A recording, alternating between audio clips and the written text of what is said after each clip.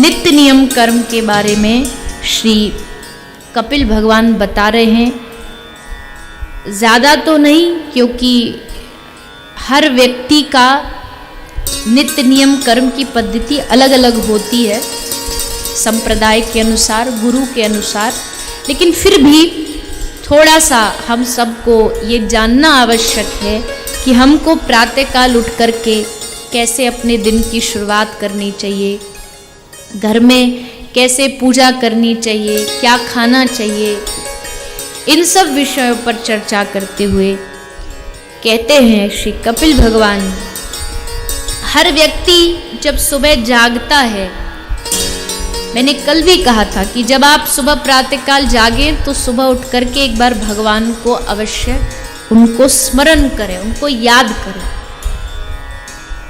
सुबह उठे, सुबह उठ करके अपने हृदय में जो ठाकुर विराजमान हैं, जो भगवान हमारे चित्त में बैठे हैं, उन भगवान का दर्शन करें, उनको प्रणाम करें और फिर पृथ्वी पर, धरती पर पांव रखने से पहले माता पृथ्वी को प्रणाम करें, क्योंकि पृथ्वी माँ का स्वरूप है और हम इस पृथ्वी पर बहुत सारे पाप कर्म करते हैं, पृथ्वी को कष्ट देते हैं, मलमूत्र त्यागते हैं। इसलिए सुबह उठ करके माता पृथ्वी को प्रणाम करना चाहिए, क्षमा मांगनी चाहिए कि हे माँ, हम आपके ऊपर चरण रखेंगे, उसके पैर रखेंगे, उसके लिए हम आपसे क्षमा चाहते हैं। क्षमा प्रार्थना मांगे, प्रणाम करें, फिर स्नान आदि करें। सुबह उठ के सबसे पहला कार्य व्यक्ति को स्नान करना चाहिए, बाकी सब काम बाद में। सबसे पहले उठ के शौचादि से निवृत्त होकर के स्नान संध्या आदि करें। स्नान करने के पश्चात अपने घर में, सबके घर में एक मंदिर अवश्य होना चाहिए। उस मंदिर में या तो भगवान का चित्र होना चाहिए और अधिक अच्छे से पूजा करना चाहते हो तो अपने अपने घरों में या तो भगवान की, राधा कृष्ण की मूर्ति रखें या लड्डू गोपाल जी की मूर्ति रखें, राम सीता की मूर्ति रखें, शिवलिंग रखें, जिनमें आपकी श्रद्धा हो एक मूर्ति रखें और फिर उनकी सेवा करें। कितने लोग हैं जिनके घर में लड्डू गोपाल जी हैं? हाथ उठा के बताइए। बहुत लोग के घर में। तो सुबह उठ कर के लड्डू गोपाल जी को या जो भी मूर्ति घर में हो, पहले उनको स्नान कराइए। उनको स्नान के पश्चात अच्छे अच्छे वस्त्र पहनाइए। जैसे आप कहीं जाते हैं ना घूमने, कहीं भी गए हो, किसी की शादी में जाते हो या बाजार जाते हो, तो सबसे पहले याद आता है कि बेटा के लिए, बेटी के लिए ये कपड़े ले जाऊं। तो वैसे ठाकुर जी के लिए भी याद आना चाहिए। कहीं कोई नया त्योहार है तो अपने भगवान के लिए अच्छे अच्छे कपड़े लेके आए, उनको सुंदर सुंदर वस्त्र पहनाएं, मुकुट पहनाएं, उनका श्रृंगार करें और फिर ठाकुर जी को चंदन लगाएं। और भगवान को चंदन लगाने के बाद सबको अपने मस्तिष्क पे भी थोड़ा थोड़ा चंदन लगाना चाहिए। माथे पर सबके, जो भी सनातनी अपने आप को मानता है, सनातन धर्म से जुड़ा हुआ हर व्यक्ति को हर रोज माथे पे थोड़ा सा चंदन लगाना चाहिए। आप कहोगे हम चंदन लगाएंगे तो पड़ोसी हंसेंगे, तो हंसने दो, क्या फर्क पड़ता है। एक दिन हंसेंगे, 2 दिन हंसेंगे, एक दिन मजाक बनाएंगे, 2 दिन मजाक बनाएंगे तो सुन लो। और जब तक मजाक नहीं बनेगा तब तक भगवान भी कैसे खुश होंगे। भगवान जब देखेंगे कि इसका अब हंसी उड़ने लगी तो भगवान समझ जाएंगे अब ये कुछ कर रहा है। हंसी तो उसी की उड़ती है ना जो कुछ करता है। तो माथे पर चंदन लगाने में किसी को भी शर्म नहीं आनी चाहिए। माथे पर चंदन ये भक्त की पहचान है, ये वैष्णव की पहचान है। अब आप कथा में आ रहे हो अभी तो खैर, तो आपके माथे पे चंदन लगाया जाता है। अब आप कहीं बाजार भी चले जाओ तो उसको पता चल जाएगा कि ये आदमी कथा से आ रहा है, पहचान हो जाती है। जैसे आप जो माताएं हैं माथे में सिंदूर लगाती है, इसका मतलब क्या कि ठाकुर जी हमारा कोई पति है। तो वैसे माथे का चंदन भी बताता है कि हमारा कोई पति है, जगत पति है। ठाकुर जी हमारे और हम उनके शरणागत हैं। ये चंदन लगाना इस बात का प्रतीक है। तो माथे पे चंदन और गले में कंठी, गले में तुलसी धारण करना भी ये भक्त की पहचान होती है। आपके अंदर भजन नहीं भी है ना, आप भक्ति नहीं भी जानते हो, कुछ नहीं जानते भजन करना, पर माथे पे चंदन और गले में कंठी धारण करके रखो। धीरे धीरे धीरे ये कंठी, ये तुलसी आपका मन भगवान में धीरे धीरे जोड़ दे। तो ये दो चीजें आप जो जितने भी लोग यहाँ कथा सुन रहे हो, आपको ये कथा के बाद भी करनी है। आज ही जब जाओ तो बाहर कंठी टंगी हुई है, तुलसी लेके जाइएगा, गले में तुलसी माला पहनिएगा। गले में कितना भी सोना पहन लो, भवसागर से पार सोना नहीं करवा सकता। भवसागर से पार तो ये तुलसी ही लेकर के जाएगी। कितने भी हीरा मोती पहने वो थोड़ा भव से पार कराएंगे, पर तुलसी पहनने से, शास्त्र कहता है तुलसी गले में धारण करने से, और तो कुछ पता नहीं पर ये पक्का है कि नरक नहीं जाओगे। नरक में एंट्री नहीं हो सकती। नरक में जब घुसाते तो पहले देखते ना स्वरूप ऊपर से नीचे तक, देखेंगे माथे पे चंदन है, गले में कंठी है, तो कौन नरक लेके जाएगा हम।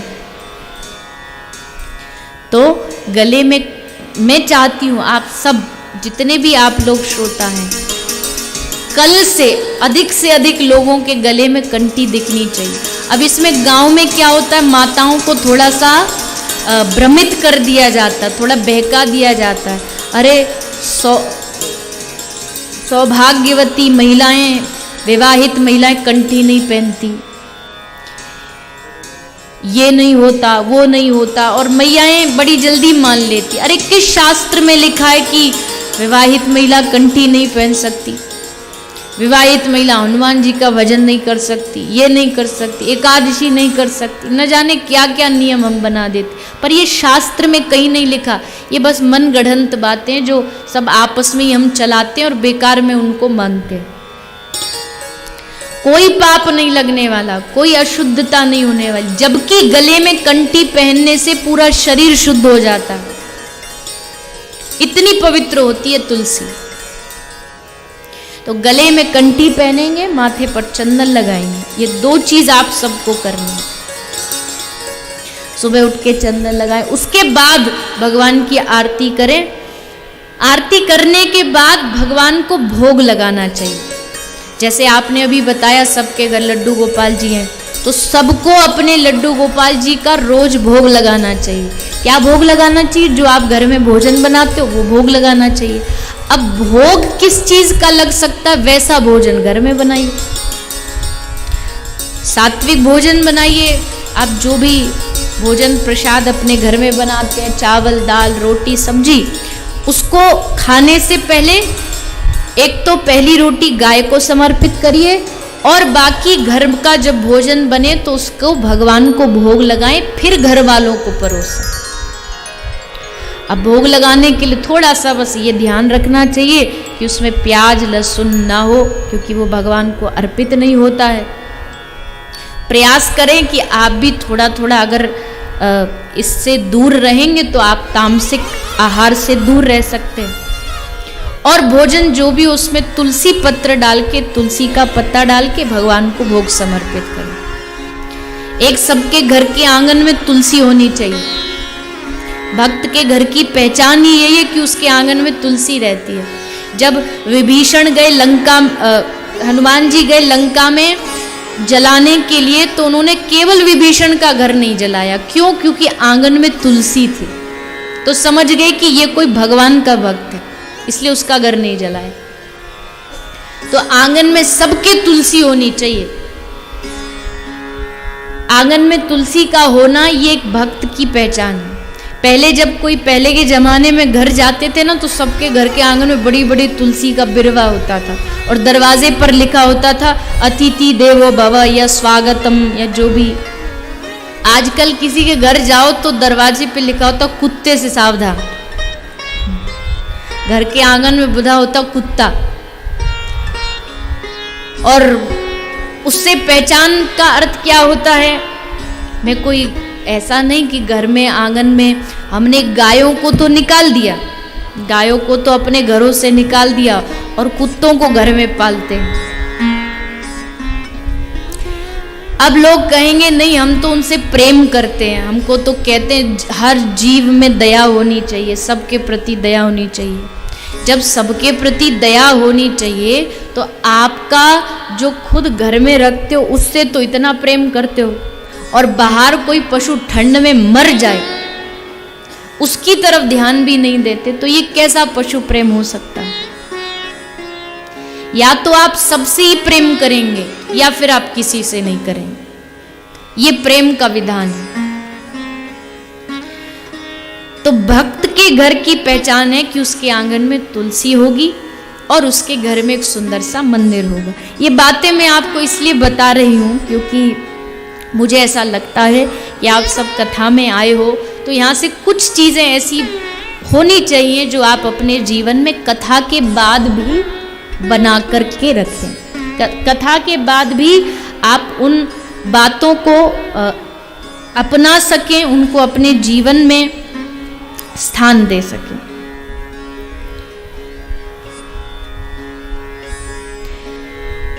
तो इस प्रकार श्री सुखदेव जी राजा श्री कपिल भगवान अपनी माता को इस नित्य नियम कर्म के बारे में बता रहे हैं। आप सब अपने दिन की शुरुआत भगवान की पूजा आरती भोग और उसके बाद हर व्यक्ति को अपने दिन की शुरुआत कम से कम एक माला से जरूर करनी चाहिए। माला मतलब तुलसी की माला लें, उससे जाप करें। अगर आपके गुरु हैं, उन्होंने जो मंत्र दिया है उस मंत्र का जाप करें। अगर गुरु नहीं है तो महामंत्र का जाप करें। महामंत्र कौन सा? किसको बोलते हैं महामंत्र? जो हम कथा में नाम संकीर्तन करते हैं, हरे कृष्ण कृष्ण कृष्ण हरे हरे, हरे राम राम राम हरे हरे। अगर किसी ने गुरु अभी तक नहीं धारण किए हैं तो वो इस महामंत्र का रोज एक माला अवश्य जाप करना है। हर व्यक्ति को करना चाहिए, बच्चा हो बूढ़ा हो जवान हो। भजन के लिए कोई उम्र थोड़ी होती है। आप बच्चे को कहने नहीं अभी तो बालक है, ये क्या करेगा? भजन की कोई उम्र नहीं। जिस दिन से भगवान कृपा करे भजन में लग जाना चाहिए, चाहे बचपन हो चाहे बुढ़ापा हो। तो दिन की शुरुआत एक माला से करें। उसके बाद आप अपने दिन में जो भी काम धंधा नौकरी इत्यादि जो करना है करते रहें। याद आता रहे तो साथ साथ में नाम जप करते रहें। और उसके बाद अगर संभव हो सके तो थोड़ी देर, अगर पूरा परिवार शाम को बैठ करके 5 मिनट भी अगर भगवान के नाम का थोड़ा कीर्तन करे तो उस व्यक्ति के जीवन में कभी भी कलयुग का प्रवेश नहीं होगा। कलयुग उसका कुछ नहीं बिगाड़ पाएगा। जो घर परिवार एकत्रित होके थोड़ी देर भगवान नाम का साथ में संकीर्तन करते हैं। तो ये सारे नियम ऐसे हैं जो बहुत बहुत साधारण है और सबको अपनाने चाहिए और करने चाहिए ताकि हमारा इससे जीवन सार्थक हो सके। क्योंकि शास्त्र कहता जब हम गर्भ में थे तब भगवान से सब वादा करके आए थे कि भगवान हम आपकी खूब भक्ति करेंगे, पर यहाँ के सब भूल जाते हैं।